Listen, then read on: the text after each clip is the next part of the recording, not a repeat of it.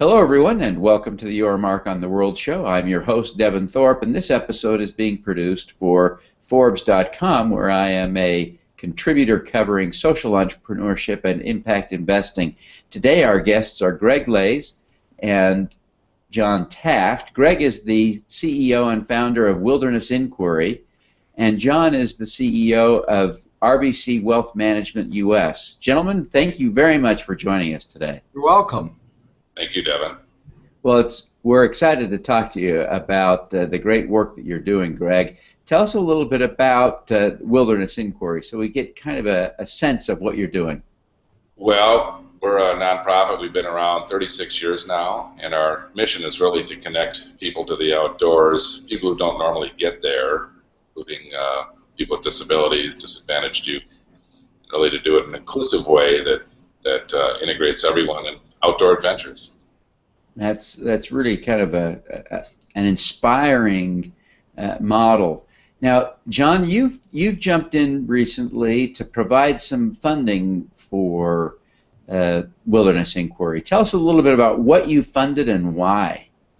Right. Well, and we are definitely Johnny-come-latelys to the programs that Greg and his team at Wilderness Inquiry have pioneered over the last 3 decades, but it's one of the most exciting things I've ever been involved in. As you know, Devin, we've made a $50 million commitment to clean water activities around the globe. We've given almost $40 million of that away over the last 7 or 8 years. And recently we've shifted the focus of that clean water activity, which we call our Blue Water Project at RBC, to urban waterways. What we saw in Wilderness Inquiry was a way to link up the water stewardship we've been involved in, our new focus on urban waterways, with the ability to make a difference in the lives of inner city kids, inner city youth. As Greg says, many of whom live, within a few miles of these water resources, but don't know they exist and certainly have never experienced them in any kind of immediate way. And what our money is going to allow Wilderness Inquiry to do is to take a number of the programs they've developed and expand them around the country.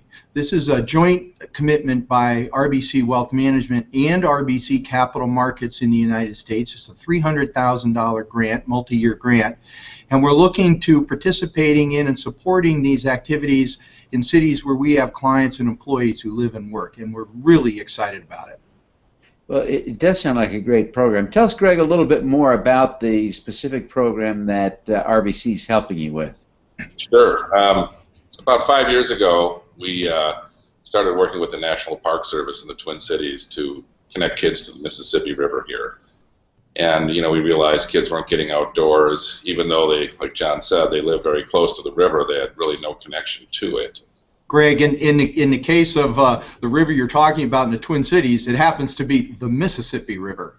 Yeah, absolutely. Didn't I say that? I hope I did. Oh, I'm sorry. Maybe you did. Excuse me. I hope I said the Mississippi. Yeah. Yeah.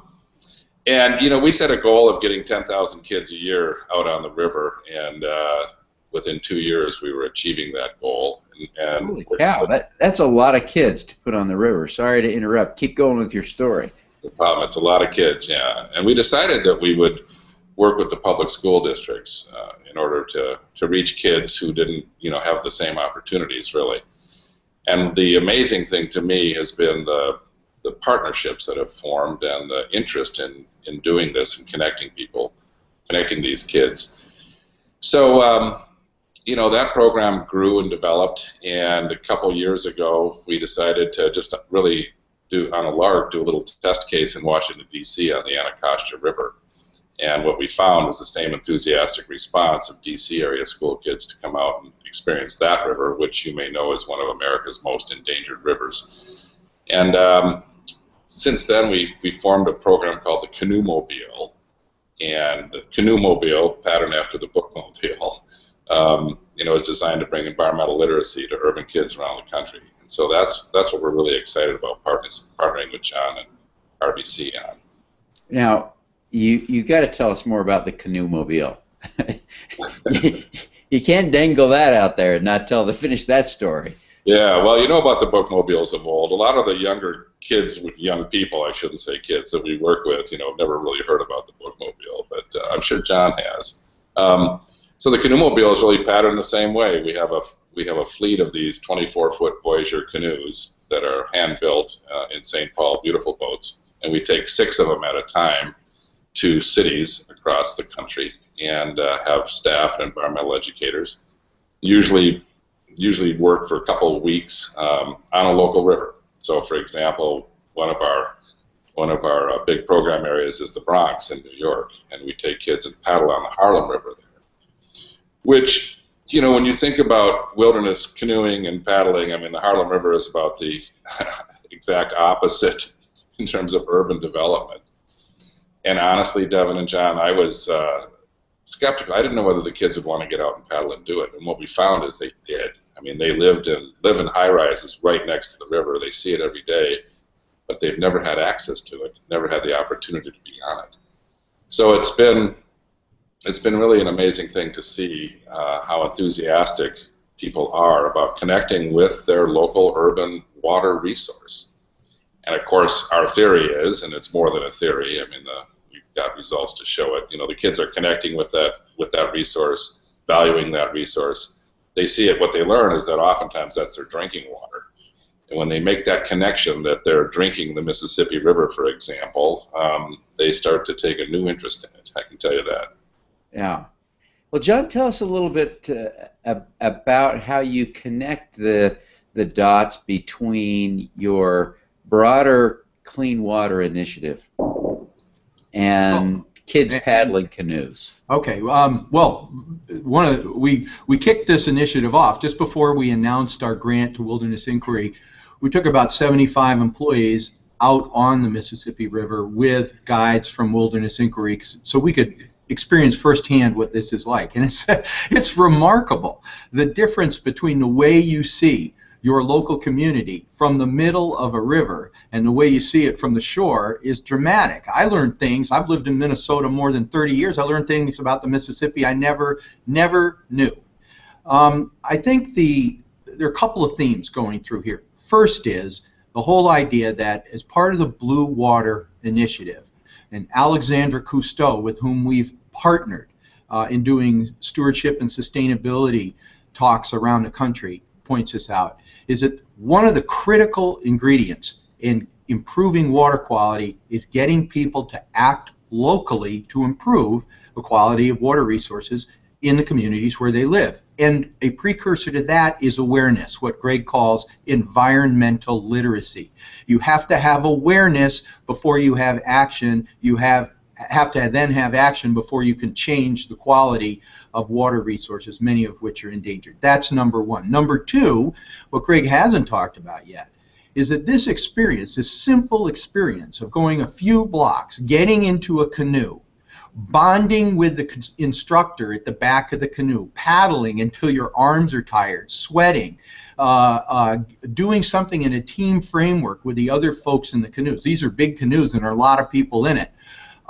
Is transformational to a lot of these children. And I had the pleasure of standing on a stage at Wilderness Inquiry's annual fundraiser and introducing a young woman who is now going to college on a scholarship, who never would be in the position of doing that had it not be for multi-year experiences she had had, starting with an afternoon on the river, going to full-day trips, going to overnight trips, all with Wilderness Inquiry. So this is transformational. And Greg, we keep reading about the inequality problem. There is a huge inequality problem, disparities between income, educational opportunity, employment opportunity, rich and poor in this country. And Wilderness Inquiry is a pathway from lives of narrowness and deprivation to something better. It's absolutely heartwarming how quickly that happens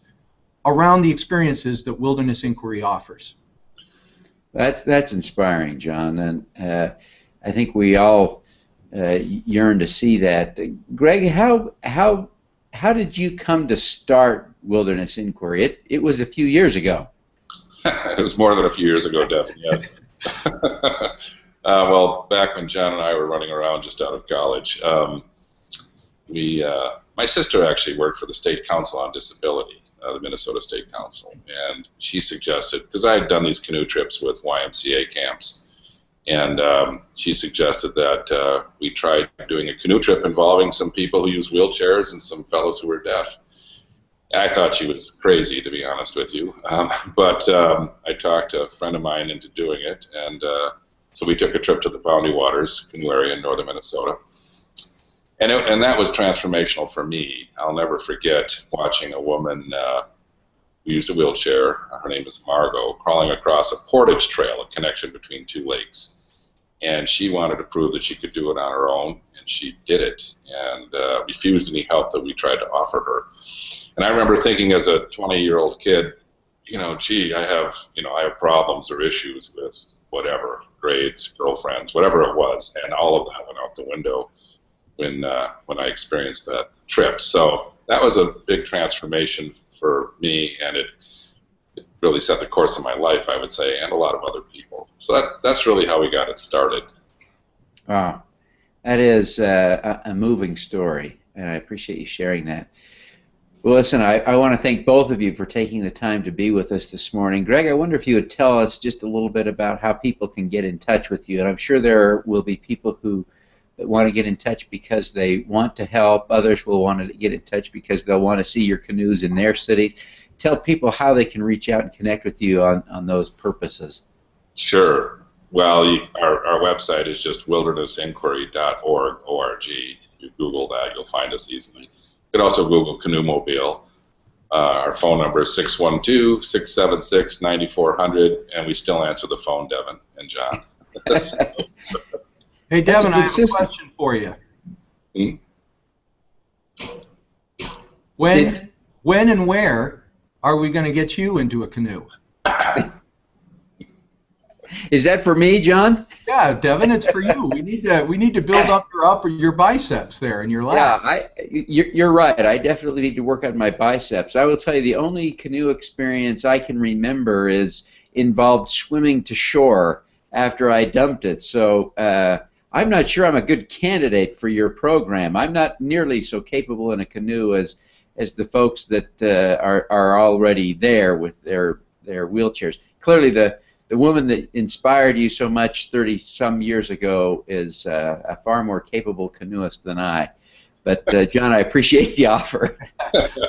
Well, I want to be in your canoe, Devin. I think you have more talent than you're letting on. We'll work on that. John, remind people how they can get in touch with you and learn more about RBC Wealth Management.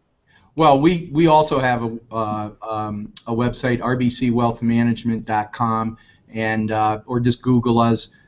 Very easy to find us. We're in more than 40 states and have 200 branches and offices around the country. 8,000 employees in the United States. We hope to get as many of them as possible involved with this Wilderness Inquiry suite of programs as we can over coming years.